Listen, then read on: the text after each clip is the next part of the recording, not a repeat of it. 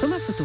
Axel de Tarlet est venu avec une banderole non à la privatisation de la plage ce matin. Bonjour Axel. Bonjour Thomas. Tout le week-end, les commerçants de la Baule se sont mobilisés contre l'arrivée du groupe privé Veolia sur la plage publique. Axel, vous y voyez un cas d'école de ce qui ne fonctionne pas en France. Eh bien oui, parce que comment en est-on arrivé là ? Eh bien on est arrivé là avec les meilleures intentions du monde. C'est un fait, d'abord nous sommes tous scandalisés de voir l'été sur les petites plages de Méditerranée, les restaurateurs s'arroger les 3/4 de la plage avec leurs matelas hors de prix. Donc le gouvernement a raison, a dégainé un décret plage qui limite la place des restaurateurs et leur impose des bâtiments démontables pour faire place nette l'hiver. Très bien, jusque-là on est d'accord Axel, mais justement à la Baule, on dénonce une privatisation de la plage avec l'arrivée de Veolia. Alors que s'est-il passé à la Baule ? Où ce décret plage s'applique exactement de la même façon, alors qu'il faut voir, la plage à la Baule est immense et quasi desserte. Donc la ville de la Baule a décidé de confier à Veolia le soin de faire respecter ce fameux décret plage, qui est contraignant. Et donc plutôt que d'embaucher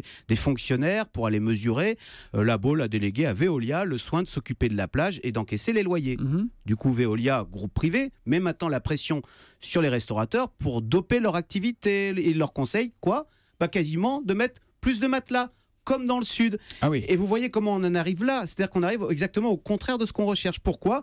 Parce qu'on applique sur les grandes plages désertes de l'océan Atlantique un décret qui est prévu pour les petites plages bondées de Méditerranée. Donc ça bug. Donc oui, c'est un cas d'école parce que pour régler un problème local en Méditerranée, on a fait une grande loi à Paris qui s'applique partout en France, alors qu'un problème local doit être réglé de façon locale en région. Autrement dit, vous nous dites qu'il faut décentraliser. Exactement. C'est votre message pour le futur gouvernement. Merci beaucoup Axel de Tarlet. Sauf si bien sûr vous êtes nommé ministre, mais ça, c'est pas prévu je crois. C'est pas dans les tuyaux. Non. Allez, merci Axel.